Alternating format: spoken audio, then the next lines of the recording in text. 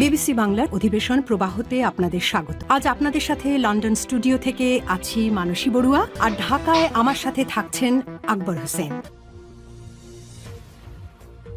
বাংলাদেশের সর্বশেষ গুরুত্বপূর্ণ আপডেট সংবাদে আপনাকে স্বাগত। শুরুতেই সংবাদ শিরোনাম, পরে বিস্তারিত।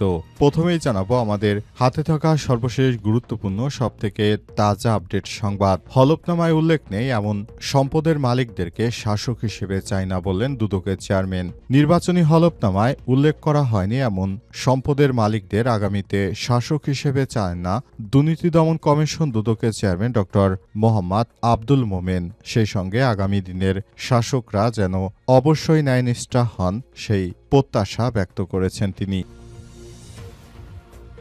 এরপর জানাবো চাঁদপুর ২ আসনে বিএনপির প্রার্থী জালাল উদ্দিনের ৫টি ব্যাংক হিসাব অবরুদ্ধ।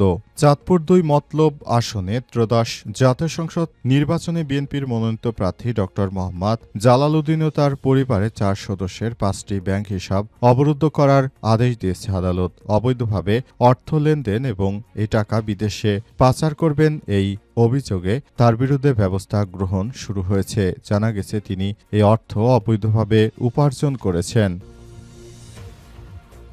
এদিকে ইঙ্গিতপূর্ণ পোস্ট দিলেন তাসনুভা জাবিন। জাতীয় নাগরিক পার্টি এনসিপি থেকে পদত্যাগ করা নেত্রী তাসনুভা জাবিন ফেসবুকে ইঙ্গিতপূর্ণ পোস্ট দিয়েছেন। তিনি লিখেন যে রাজনীতি বানান করতে পারে না সেও পরামর্শ দিচ্ছে নতুন রাজনীতির দোকান না খুলতে। এ বিষয়ে খুবই গুরুত্বপূর্ণ সংবাদ জানাবো, সঙ্গেই থাকুন। এবারে জানাবো সিলেট থেকে নির্বাচনী প্রচারে নামবেন তারেক রহমান। বিএনপির চেয়ারম্যান তারেক রহমান আগামী ২২ জানুয়ারি সিলেট থেকে ত্রয়োদশ জাতীয় সংসদ নির্বাচনের প্রচার কর্মসূচি শুরু করবেন। দলের মিডিয়া সেলের আহ্বায়ক মওদুদ হোসেন আলমগীর এই তথ্য নিশ্চিত করেছেন। তিনি জানান, তারেক রহমান প্রথমে হজরত শাহজালাল এবং পরে শাহপরানের মাজার জিয়ারত করে নির্বাচনী প্রচারণে নামবেন। এরপর তিনি বিভিন্ন স্থানে পথসভা ও জনসভায় অংশ নেওয়ার পরিকল্পনা রয়েছে। এবং সর্বশেষ জানাবো সৌদিতে দুর্নীতি বিরোধী অভিযানে ১১৬ সরকারি কর্মকর্তা গ্রেপ্তার।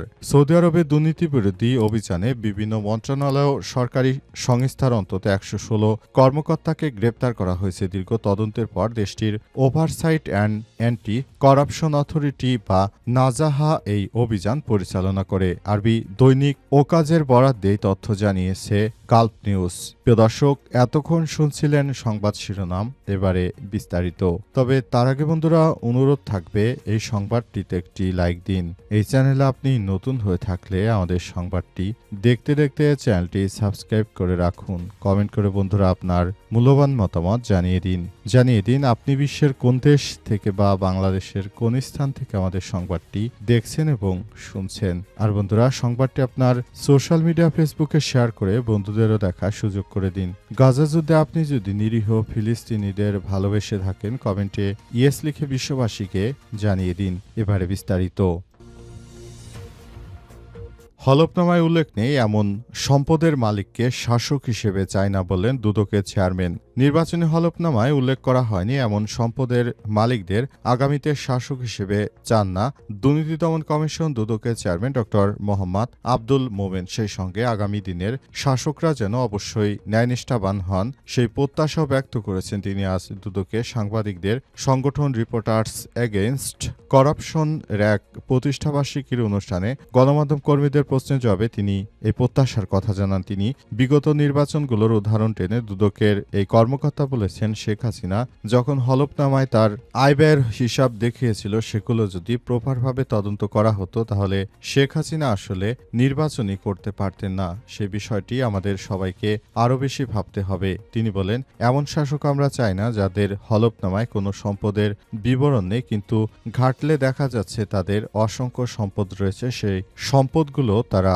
অবৈধভাবে অর্জন করেছে। এসব বিষয়গুলো আমরা খুবই গুরুত্ব সহকারে দেখছি। আমরা মনে করি এমন বিষয়গুলো আরও দ্রুততার সঙ্গে দেখা উচিত এবং অন্তর্বর্তীকালীন সরকারের প্রধান উপদেষ্টা প্রফেসর ড মোহাম্মদ ইউনূসের সরকারও মনে করে এবারের নির্বাচন হবে ইতিহাসে সবথেকে ভালো সুষ্ঠু মানের একটি নির্বাচনটা প্রভাবভাবে করতে হলে আমাদের সবাইকে আরও বেশি দায়িত্বশীল ভূমিকা পালন করতে হবে এবং সবাইকে একটি ভালো মানুষ বেছে নিতে দিতে হবে যারা আগামী জাতীয় সংসদ নির্বাচনে জনগণের প্রতিনিধিত্ব হয়ে কাজ করবে এমন শাসক আমরা চাই। আমরা কোনো মিথ্যা ও প্রোপাগান্ডা মার্কা অর্থাৎ যারা নিজেরা টাকা পয়সা বিদেশে পাচার করে এমন কোনো ব্যক্তিকে আর প্রধানমন্ত্রী হিসেবে দেখতে চায় না বলে মনে করেন দুদকের চেয়ারম্যান। চাঁদপুর ২ আসনে বিএনপির প্রার্থী জালাল উদ্দিনের ৫ ব্যাংক হিসাব অবরুদ্ধ।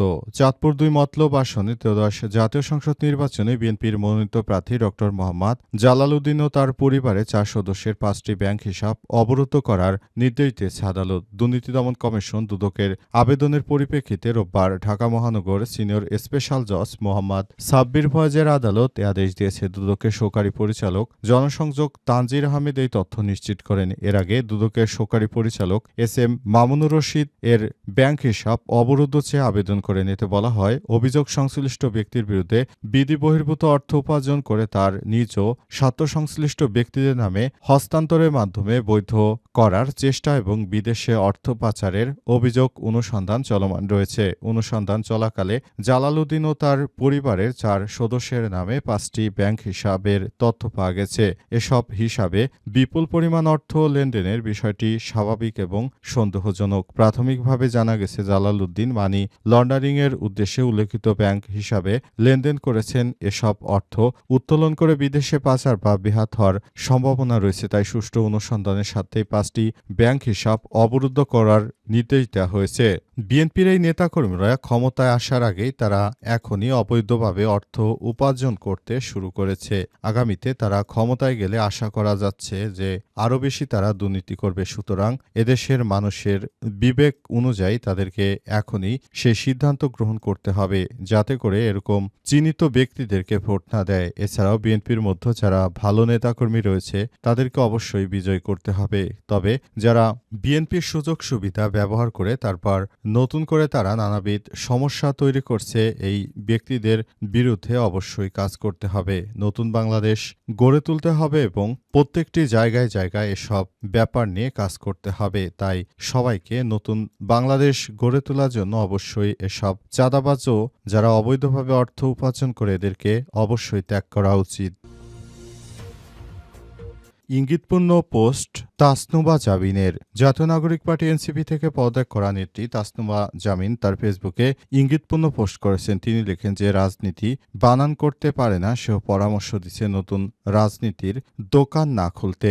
আজ নিজের ফেসবুক আইডিতে তিনি এসব কথা লিখেছেন। তার পোস্টে যুগান্তরের পাঠকদের জন্য হুবহু তুলে ধরা হলো।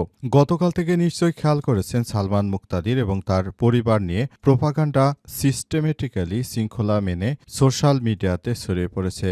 ভাষার ধরন থেকে শুরু করে প্রোপাগান্ডা ছড়ানো একটা প্যাটার্ন আছে। মঞ্জুর আল মতিন এবং তার পরিবারকে নিয়ে প্রোপাগান্ডা ছড়ানোর প্যাটার্নও একই রকম ছিল। মনে আছে নিশ্চয় গতকাল মাহফুজুর একটা পোস্ট দেওয়ার পর তাকে নিয়ে শুরু হবে অলরেডি যে রাজনীতি বানান করতে পারে না, সেও পরামর্শ দিছে নতুন রাজনীতির দোকান না খুলতে। কারণ সব রাজনৈতিক দলে একটা করে দোকান খোলার অধিকার শুধু তাদেরই আছে, আর আমরা মেয়ে মানুষরা কোনো ব্যাপারই না এদের কাছে। তুড়ি মেরে ইশারা করবে আর মিথ্যাচারের ফেস্টিভ্যাল শুরু হয়ে যাবে। কোনো আওয়াজকে তারা টার্গেট করে ওটাও শিক্ষণীয়। যে বা যারাই তাদের সঙ্গে দ্বিমত করবে তাদের সঙ্গে ওই প্যাটার্ন অ্যাপ্লাই হবে। কিন্তু এটার একটা খুব ভালো দিক রয়েছে। হাসিনার আমলে ডিজিটাল অ্যাক্টে মামলা গুমখুন ছিল নৈমিত্তিক ব্যাপার, তার বিরুদ্ধে বললেই খপ করে ধরে ফেলত। কিন্তু এখন শাসকের গুম ফিরিয়ে আনলে ১০০ বার ভাবতে হবে। মত প্রকাশের জন্য ডিজিটাল সিকিউরিটি আইনে মামলাটিকে অনেকবার চিন্তা করতে হবে। হ্যাঁ, আমি বলতে চাই আমরা যেটা করেছি সেটা আমাদের জন্য খুবই ভালো ছিল, তবে পুরো বিষয়গুলো নিয়ে এখন সেভাবে বলতে পারছি না বলে জানান তিনি আরও বলেন, আমরা আমাদের জায়গা থেকে আমাদের যেটা করণীয় ছিল সেটা করেছি। এখন অনেকেই আমাদের সামনে সুশীল সাজার চেষ্টা করছে, এদেরকে আমাদেরও দেখে নিতে হবে। সিলেট থেকে নির্বাচনী প্রচারে নামবেন তারেক রহমান। বিএনপি চেয়ারপারসন তারেক রহমান আগামী ২২শে জানুয়ারি সিলেট থেকে ত্রয়োদশ জাতীয় সংসদ নির্বাচনে প্রচার কর্মসূচি শুরু করবেন বলে জানানো হয়েছে। বিএনপির পক্ষ থেকে বলা হয়েছে তারেক রহমান আগামী ২২শে জানুয়ারি নির্বাচনী প্রচারণা শুরু করবেন। সিলেটে হজরত শাহজালালের মাজার জিয়ারতের মধ্য দিয়ে তার নির্বাচনী কার্যক্রম শুরু করবেন। অন্তর্বর্তীকালীন সরকারের প্রধান উপদেষ্টা ডক্টর ইউনূস বলেছেন, আগামী জাতীয় সংসদ নির্বাচন হবে একটা সুষ্ঠু মানের ও ভালো মানের একটা নির্বাচন। সে নির্বাচনকে সামনে রেখে সব রাজনৈতিক দলই তাদের নির্বাচনী প্রচারণার কার্যক্রম শুরু করেছে। নির্বাচনী প্রচারণা চালাতে তারা নানাভাবে প্রস্তুতি নিতে শুরু করেছে। বিভিন্ন বাইকের শোডাউন শো, নানাবিধ প্রচারণার মাধ্যমে আগামী জাতীয় সংসদ নির্বাচনটাকে একটা ভালো অবস্থানে নিয়ে যাওয়ার জন্য সবাই আরও বেশি দায়িত্বশীল ভূমিকা পালন করছে। এই ব্যাপারটিতে বিএনপি বা জামাত কোনো দলই পিছিয়ে নেই। সবাই একসঙ্গে আগামী জাতীয় সংসদ নির্বাচনের আগেই তারা নতুন করে সারা বাংলাদেশের মধ্যে একটা সাড়া ফেলে দিয়েছে। তাই সেখান থেকে তাদেরকে একযোগে কাজ করতে হবে, সেই প্রত্যাশা ব্যক্ত করেছেন বিএনপির নেতারা। তারেক রহমান দীর্ঘ 17-18 বছর পর দেশে এসে তিনি এখন তার নিজের রাজনৈতিক দলের হাল ধরেছেন। তার মায়ের মৃত্যুর পর আগামী জাতীয় সংসদ নির্বাচনে বিজয়ী হলে বিএনপি থেকে প্রধানমন্ত্রী হবেন তারেক রহমান। সেজন্য ইতিমধ্যেই তারা সেভাবে আবার প্রচারণা শুরু করেছেন। আগামী 22 তারিখে তার চূড়ান্ত সন্ধিক্ষণ হতে চলেছে এবং এই নির্বাচনে প্রতিটি রাজনৈতিক দলই লেভেল প্লেইং ফিল্ডের ব্যাপারে তারা আশাবাদ ব্যক্ত করেছে।